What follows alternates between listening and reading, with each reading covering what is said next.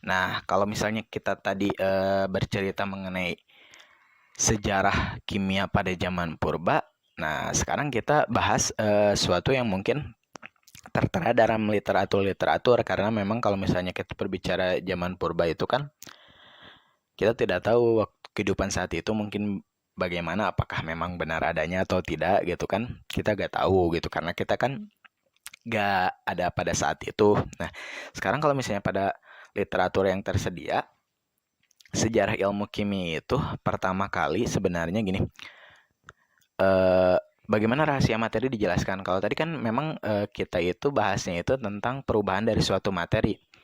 Misalnya kayu menjadi abu gitu kan, itu kan berubah gitu ya. Kayu misalnya tadi awalnya gak menyala menjadi menyala, lumpur menjadi batu bata, biji merah jadi besi gitu kan. Itu kan berubah gitu, materinya itu berubah menjadi suatu bentuk yang lain. Nah, bagaimana rahasia ini dapat dijelaskan? Nah, orang Yunani kuno gitu ya, peradaban Yunani kuno saat itu memang dikatakan sedikit lebih maju dengan sumbangsih pemikiran para filsuf-filsuf saat itu. Walaupun memang sebelumnya ilmu kimia ini ada di peradaban Mesir kuno terkait dengan pengawetan mayat gitu. Saat itu orang-orang Mesir kuno itu tanpa sadar sebenarnya mempraktekkan ilmu kimia, yaitu mengawetkan sesuatu. Mereka itu mengawetkan mayat dengan zat kapur walaupun mereka tidak mengerti kenapa misalnya harus memakai hal itu dan kenapa kemudian hal itu bisa mengawetkan mayat. Mereka tidak tahu asal mulanya walaupun itu adalah ilmu kimia. Nah, kalau misalnya di peradaban Yunani kuno ada 3 teori yang mendasari ilmu kimia sebenarnya gitu ya, yang dikemukakan oleh para filsuf saat itu. Yang pertama itu diinisiasi oleh Demokritus. Nah, Demokritus itu berpikir bahwa materi terbuat dari partikel kecil yang tidak dapat dibelah lagi, yang dia namakan dengan atom. Atom itu terdiri atas 2 kata ya, a sama tomos gitu ya, artinya tak terbelah.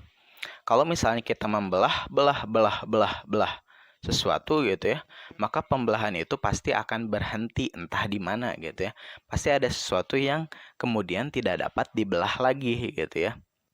Kalau misalnya kita belah bangku terus aja belah, pasti akan menemukan suatu titik di mana kita tidak bisa membelah lagi saking kecilnya. Mungkin seperti itu ya. Oke. Nah, kalau misalnya saat itu karena ketidakmajuan teknologi, mungkin orang-orang berpikirnya pasti pembelahannya itu tanpa batas gitu ya. Ya kelihatannya saja. Nah, yang kedua itu filsuf lain, namanya itu Heraklitus. Dia menduga bahwa segala sesuatu itu terbuat dari api gitu ya. Pokoknya segala sesuatu yang ada, materi itu terbuat dari api. Nah, kalau misalnya kalian lihat ilustrasinya ini, saya ilustrasikan itu pakaian orang Yunani itu terbuat dari api gitu ya. Oh, berarti panas ya. Bisa jadi panas. Nah, dan yang ketiga itu adalah Aristoteles. Jadi Aristoteles itu dia menentang 2 pendapat lain gitu ya. Kan atom itu tidak bisa dilihat gitu ya. Bagaimana kita bisa menyatakan bahwa penyusun suatu materi itu dari sesuatu yang tidak bisa dilihat? Kalau api yang benar saja, masa api gitu kan, berarti segala sesuatu itu kan panas berarti kan. Nah, Aristoteles itu mengemukakan pendapat bahwasannya ada 4 unsur ya yang menyusun suatu materi, yaitu udara, tanah, api, dan air gitu ya. Udara, tanah, api, dan air sampai semua berubah ketika negara api menyerang gitu ya. Nah, itu bukan ya, itu Avatar. Nah, Aristoteles itu menyatakan kalau misalnya semua materi yang ada itu pasti tersusun atas 4 unsur dasar. Ya, 4 unsur dasar ini. Kalau misalnya benda lain selain 4 unsur dasar yang ada, itu adalah perpaduan antara keempat unsur tersebut. Nah, ide Aristoteles ini merupakan yang paling berpengaruh pada ilmu pengetahuan di zaman pertengahan saat itu. Jadi mereka berpikir kalau misalnya benda merupakan campuran dari 4 unsur, maka seharusnya kita bisa merubah apapun menjadi sesuatu yang lain hanya dengan menyesuaikan bahan-bahannya. Dan ini bisa dong kalau misalnya kita ingin membuat sesuatu, ya kita tinggal padukan aja antara misalnya api dan air jadi apa gitu kan. Mungkin seperti itu maksudnya. Nah, saat itu yang paling fenomenal dan mungkin tertulis di mitologi-mitologi itu mengenai bagaimana cara merubah sesuatu menjadi emas, ya. Jadi para ilmuwan kuno itu sangat terobsesi bagaimana cara merubah batu menjadi emas, misalnya besi menjadi emas, timbal menjadi emas gitu ya. Bahkan dalam mitologi-mitologi Yunani kuno juga beberapa menceritakan tentang apel emas gitu ya, apel emas, apel berubah menjadi emas gitu ya. Ya apel emas gitu. Nah, contohnya itu apel emas itu cerita ini nih yang Dewi Eris itu ya, Dewi Eris yang ingin memberikan apel kepada wanita tercantik di sebuah pesta pernikahan. Nah, saat itu terjadi perselisihan antara Hera, Athena sama Aphrodite kalau nggak salah ya. Nah, memang kalau misalnya kalian menonton film-film abad pertengahan dan berhubungan dengan alkimia, atau misalnya penyihir, ya penyihir alkimia saat itu, segala sesuatunya itu pasti dikaitkan dengan bagaimana cara membuat atau merubah sesuatu menjadi emas gitu ya. Nah, kemudian saat itu kan masih terbelakang ya, ilmuwan-ilmuwan atau filsuf-filsuf itu berlomba-lomba gitu ya, meneliti bagaimana caranya gitu memadukan unsur apa yang harus dipadukan untuk membuat emas gitu ya. Kan emas itu merupakan logam yang paling berharga mungkin ya saat itu. Nah, perdebatan konyol ya emang awalnya kan konyol gitu ya. Kalau misalnya kita gak kepikiran kan bagaimana batu bisa jadi emas gitu, digimanain? Itu kan konyol gitu. Nah, perdebatan konyol ini kemudian menjadi terbuka sedikit gitu ya tabiarnya dijawab oleh Jabir Ibnu Hayyan gitu ya di Persia pada abad ke-8. Jadi memang saat itu peradaban Islam itu lebih maju kan, lebih maju dibanding dengan peradaban di Eropa gitu ya. Nah, mohon maaf sebentar.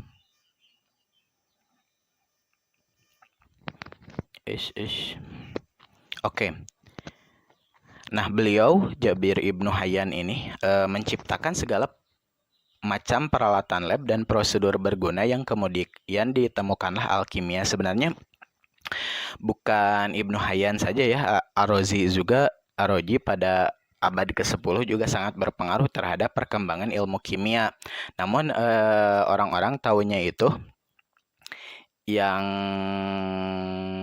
pertama mencetuskan, dan emang dia yang pertama ya dari abad ke-8 soalnya, itu adalah Jabir Ibnu Hayyan gitu ya.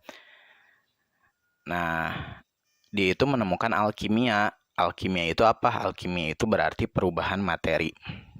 Itu dalam bahasa Arab ya, ilmu kimia dalam bahasa Arab. Jadi alkimia ini yang menginisiasi kemudian nantinya asal mula ilmu kimia. Jadi awalnya itu dari alkimia yang ditemukan oleh Jabir Ibnu Hayyan, ilmuwan muslim ya. Nah, alkimia ini menjadi pusat perhatian ilmuwan-ilmuwan Eropa dan mereka kemudian menghasilkan penemuan-penemuan baru gitu ya. Jadi sebenarnya ilmu kimia ini tercipta itu atas sumbangsih kemajuan peradaban muslim, dan satu lagi yaitu ide konyol gitu ya. Jadi ide konyol para filsuf saat itu gitu ya. Jadi ide konyol bagaimana merubah sesuatu jadi emas. Kalau misalnya kalian baca-baca literatur lagi, jadi hasrat mendapat emas buatan itu sangat tinggi saat itu. Bahkan ada seorang ahli alkimia Jerman gitu ya, namanya Hernig Brand itu. Dia mencoba membuat emas dengan menyuling 60 ember air kencing gitu ya. Jadi dia itu menyuling ember air kencing dan dia yakin dari hasil sulingan itu dia akan dapat membuat emas. Walaupun akhirnya ya tidak mungkin gitu ya. Akhirnya dari hasil sulingan itu dia menemukan sesuatu yang lain yang tak kalah pentingnya. Sebenarnya dia itu menemukan sesuatu yang dapat bersinar dalam gelap gitu ya. Kalian tahu kan sesuatu yang bisa bersinar dalam gelap gitu ya, yang terbuat dari fosfor gitu ya, fosforus. Nah, itu awal mulanya berdasarkan sejarah itu hasil sulingan dari air kencing awal mulanya ya.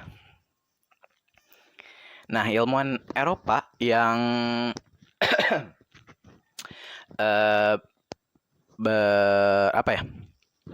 menyumbang pemikiran atau salah satu inisiator penyumbang pemikiran alkimia itu adalah Joseph Priestley gitu ya. Nah, dia itu adalah seorang pendeta yang membangun lab di dapurnya. Nah, ia mengemukakan teori yang dinamakan teori phlogiston. Nah, ini gambarnya gitu ya. Jadi reaksi Priestley gitu ya terjadi dalam bejana tertutup yang dihubungkan dengan pipa ke botol terbalik berisi cairan gitu ya. Nah, botol itu dicelupkan ke dalam cairan yang sama dengan yang ada di dalam bejana. Jadi jadi kita menaruh sesuatu materi di A, dibakar gitu ya. Kemudian kita hubungkan dengan botol yang ada di C itu tuh, dihubungkan dengan bejana B. Nah, B ini dihubungkan juga dengan di bejana di D gitu ya, yang berisi sebuah cairan. Nah, reaksi itu menghasilkan gas yang menimbulkan gelembung dalam cairan dan berkumpul di dalam botol. Jadi gini, pada saat itu reaksi Priestley itu gini. Jadi di botol A nih ya, di bejana tertutup A, dia itu membakar oksida raksa. Ya, oksida raksa. Kalau misalnya kalian nggak tahu oksida raksa itu apa, silahkan cari ya. Nah, dia memanaskan atau membakar atau memanggang oksida raksa, mereaksikan oksida raksa. Nah, oksida raksa setelah dipanaskan, dihasilkanlah raksa. Namun, setelah dia timbang gitu ya, jadi dia itu menimbang massa oksida raksa sebelum reaksi, sebelum dipanaskan dan sesudah reaksi setelah menjadi raksa gitu ya. Itu ternyata masanya itu berkurang ya. Jadi masa sebelum reaksi dengan sesudah reaksi itu beda. Kalau misalnya bingung membayangkannya gini aja lah. Kita pakai analogi. Nah, ketika kayu kita timbang gitu ya, masanya kita catat. Nah, kemudian kayu tersebut kita bakar, kemudian jadi abu gitu ya, jadi arang. Nah, setelah kita timbang lagi, kayu tersebut kan akan menjadi lebih ringan. Nah, seperti itu. Contoh analoginya. Nah, dia itu di sini memanaskan oksida raksa. Nah, setelah dipanaskan, raksa yang dihasilkan ternyata masanya lebih sedikit dibandingkan sebelum reaksi. Nah, kemana larinya massa yang hilang ini? Ternyata massa yang hilang ini menjadi sebuah gas gitu ya, gas yang terkumpul di C, di tabung C gitu ya. Jadi gas-gasnya ini setelah dipanaskan dia kan menguap ya, menguap melalui bejana B, kemudian di C terkumpul di C. Nah, dia namakan gas-gas ini sebagai phlogiston gitu ya. Gelembung-gelembung ini dia namakan sebagai phlogiston. Nah, pada saat yang hampir bersamaan di Prancis itu Anthony Lavoisier ya melakukan percobaan yang sama. Nah, tetapi dia itu melakukan percobaan yang kebalikannya. Nah, kalau misalnya tadi sebelum dan sesudah reaksi gitu ya, dari A ke C gitu ya. Jadi tadi dari bejana A ke bejana C gitu ya, dipanaskan di bejana A, kemudian dilihat di bejana C itu nanti ada gas gitu ya. Nah, kalau Lavoisier ini dia sebaliknya ya. Jadi dia juga memanaskan raksa gitu ya. Dia itu bukan raksa sih sebenarnya, dia memanaskan suatu logam gitu ya. Logam. Jadi di tempat yang C tadi. Nah, kalau kita memanaskan logam di udara yang terbuka, ya, kalau kita memanaskan logam di suatu udara yang terbuka, maka massa logam setelah reaksi itu akan bertambah. Jadi kebalikannya, kalau tadi dia berkurang gitu ya, sekarang itu bertambah. Kenapa? Jadi karena logam tersebut ketika dipanaskan dia menangkap oksigen yang ada di udara gitu.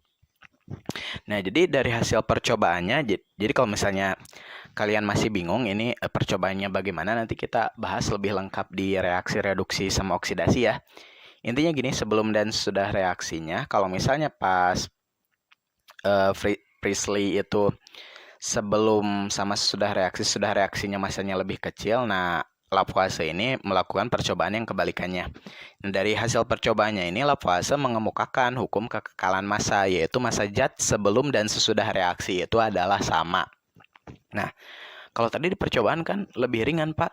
Kemana yang lainnya? Yang lainnya itu berubah menjadi gas. Jadi massa gas itu adalah gas itu mempunyai massa. Jadi gas itu adalah massa yang hilang dari raksa tadi gitu, dari percobaan tadi. Nah, dari hasil penemuannya ini tak heran kemudian Lavoisier dijuluki sebagai bapak kimia modern. Nah, bapak kimia klasiknya itu Jabir Ibnu Hayyan.